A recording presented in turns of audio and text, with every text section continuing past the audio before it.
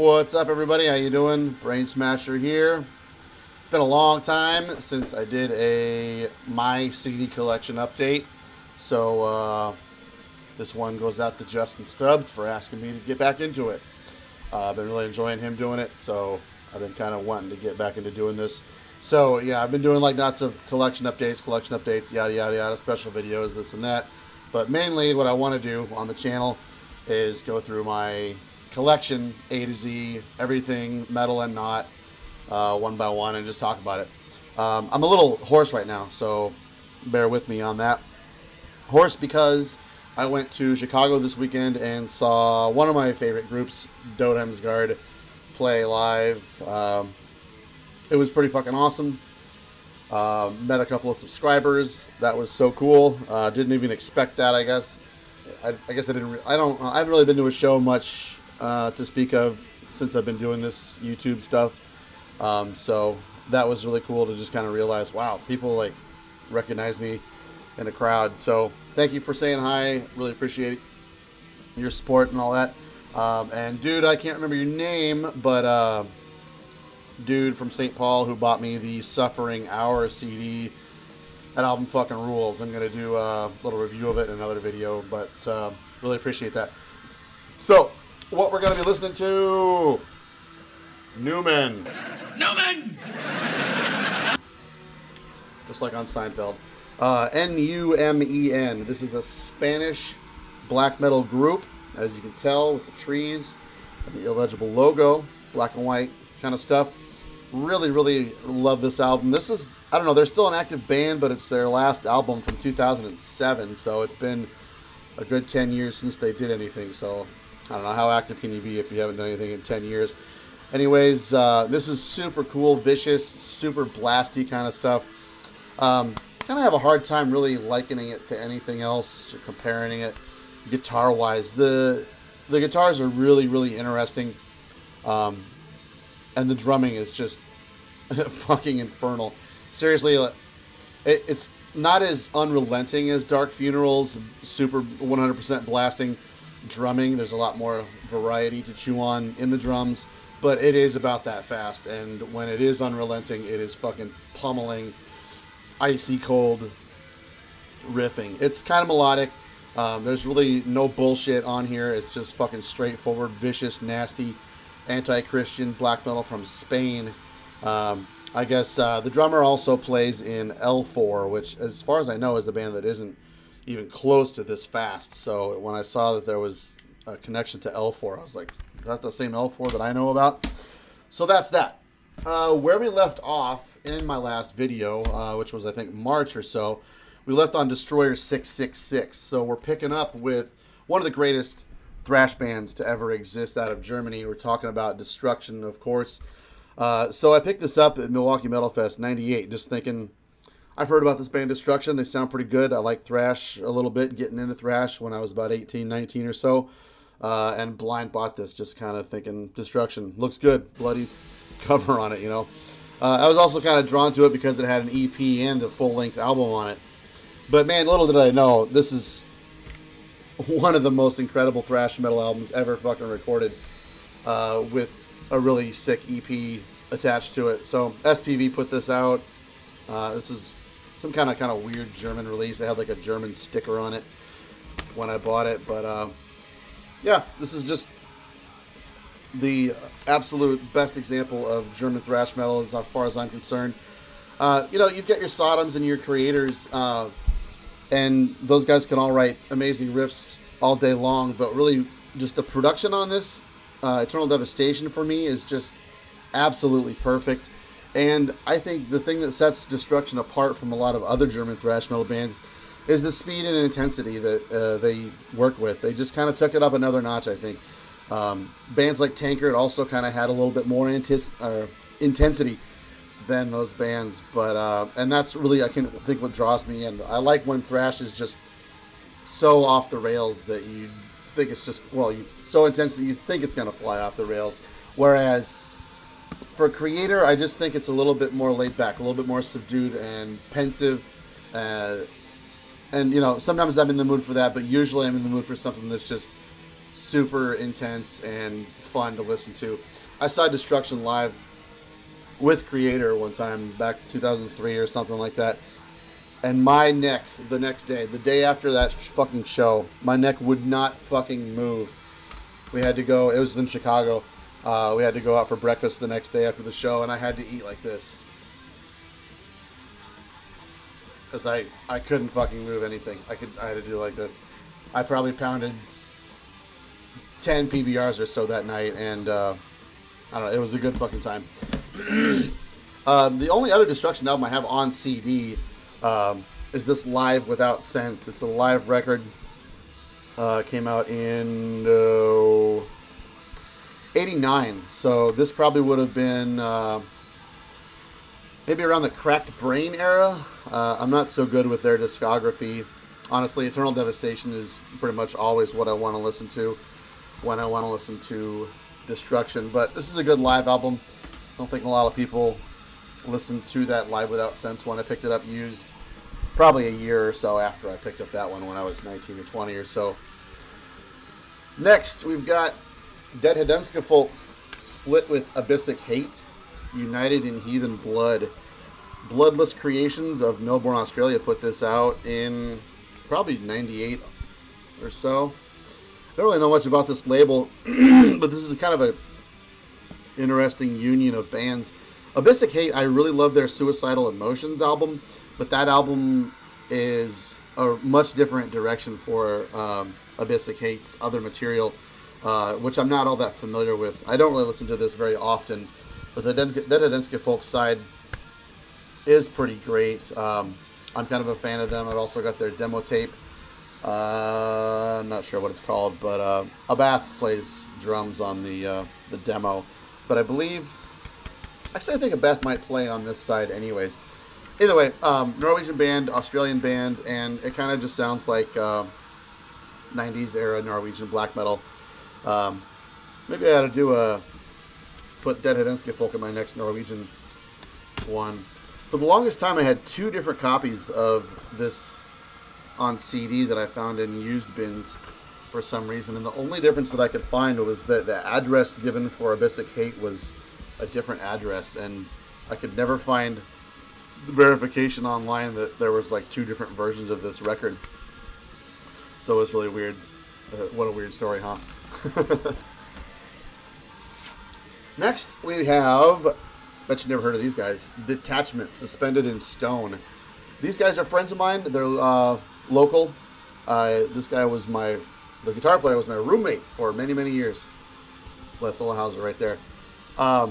Really, really, really technical death metal from kind of like mid to late 90s. So these guys wrote these songs over the course of many, many years, demoed them. A couple of these songs I think are also on their debut full length, which I don't have a copy of and don't remember what it's called, but this is Suspended in Stone, and you can probably get this in distros or on Discogs for a couple of bucks, and it's pretty good. I remember they saved up, came out in 2000, actually. They saved up a bunch of money and went down to More Sound Studios because they were like, we have put so much effort and work into these songs that we want them to sound as perfect as possible.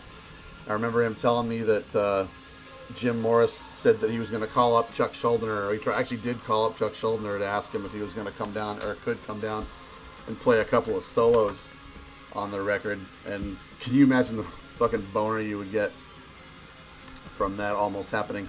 But yeah, it's super technical. There's it's definitely in the vein of bands like Death, Cynic, kind of a little bit of progginess going on, and they also kind of have a sometimes overbearing amount of keyboard element going on. And there's also a cover of Incarnate Solvent Abuse by Carcass on here. I'll try and find a link to that on something and put it down below. Maybe their Bandcamp or some shit like that. Do they have a Bandcamp? I don't remember. Next we have the almighty Deteriorate. This just got reissued by the Crypt, but this is an OG original JL America copy of this. I probably bought this on eBay in 2001 or something like that. So I haven't seen the Crypt version of it or whatnot, but I imagine it's pretty good, if not having a couple extra stuff on there or not. This is in great shape. This might have even been sealed when I bought it on eBay back in the day. Back when I was that age, 19 or 20, I was working like 2 jobs, and I would just buy shit tons of CDs and even a little bit of LPs on eBay. I would just spend all my fucking money on stuff like that, and any name that I could find on AOL or something like that back in the Unholy Metal chat room days. I would just go nuts for that kind of stuff. I think it was maybe the album cover that originally attracted me to that. Anyways, this is Philly death metal, if I'm not mistaken. You know, it's kind of like, it's just that kind of mid to late 90s era death metal, kind of like Cannibal Corpse. Kind of reminds me of Morgue quite a bit too. Really killer stuff. Kind of a unique band though, because from that album they went straight into being a black metal band, and this is the Sensuous Entrance. So they did this album maybe 2 or 3 years after Rotting in Hell came out. And this fucking rules too. I don't think I've ever seen a band where they went from death metal being an amazing death metal band to switching over a year or two later being an amazing black metal band. Darkthrone would be an exception to that rule. But this is some great stuff. It's super blasty and fast. Kind of like Marduk a little bit. Definitely has some kind of Scandinavian influence for sure. I imagine these guys maybe kicked a member out or something and heard Marduk, Emperor, Mayhem, and just completely changed their style. But this is a really killer album, the Sensuous Entrance on Die Hard Music. I think there's also a demo at the end of this. I think the Gathering the Nebbish demo is on the back end of this album. I'm not going to sit here and read through it, but I'm pretty sure that's the case on this guy. I think both of these are actually pretty rare, so you might not be able to pick them up on the cheap, but you can use the internet and listen to them on YouTube probably. All right, next we've got a band, Detachment. They're a band. Against Recognize No Authority. This is kind of out of my element, but these guys are also kind of towing the line between kind of mid-era 80s thrash metal and, I don't know, kind of punkish sort of stuff. They're kind of like Southern California punky thrash metal with Dawn from Fear of God on vocals. And Fear of God is some great stuff too. But just for some reason a couple of months ago or so, I just totally got in the mood for this album, and I had never had a copy of it, so I had to pick it up on Discogs or something like that. But it's really super fun. Songwriting is really, really, really strong for being a style that is just kind of one in their own. I don't think I've ever pulled that out there. Detachment. So yeah, Southern California, kind of maybe Bay Area sort of punk hardcore with some real strong thrash influence going on. Dawn was such a great singer. It's just kind of interesting to hear such a strong vocalist in a band playing a genre or a style where the vocals really aren't all that upfront or important in their style. Oh man, I should have looked something up about this before I did the video because I don't know anything about this. But this band is called Devastator. Infernal Devastation. This is a punched out promo from Regimental Records. And I may have listened to this once. I don't know. This could be great, seeing that it's kind of old. It's limited to 500 copies. It's telling me to fuck off and die, so maybe I shouldn't listen to it. I don't know. It could be great, could be terrible. I'm not sure. Regimental, as far as I'm concerned, has a lot of mediocre releases. And so that's probably a very mediocre kind of band. But next, this is one of my favorite fucking bands. I know I say that a lot. I got a lot of fucking favorite bands, and I got a lot of CDs from my favorite fucking bands. Go figure. We're going with Devil in a Woodpile. This is their self-titled debut out on Bloodshot Records. And this album is okay. It's kind of only for super huge fans. But these two are some of my absolute favorite records in the non-metal genre. Let's go with Division Street. This one came out first of the two. Also on Bloodshot. I think all three of these are on Bloodshot. That was totally their home for many, many years. It came out in 2000. Now what this is I did talk about this in one of my non-metal videos, but I'll go over it again. Um, I guess there really are kind of a unique sort of insurgent country kind of style wise.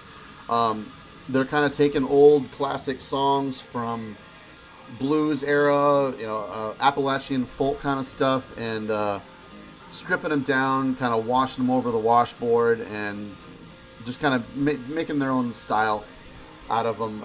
It's all acoustic. There's a guy on like a stand-up bass. There's some clarinet or maybe oboe. Same fucking thing, isn't it? Acoustic guitar. And the singer is just such a super charismatic baritone sort of voice. It's just these sing-along kind of tracks. There's like tuba, mandolin kind of stuff going on, ukulele. Not that it's all that over produced or over instrumented or anything like that. where where a lot of people might be into a band that's kind of like country rock or something like that, like Drive-By Truckers or something like that.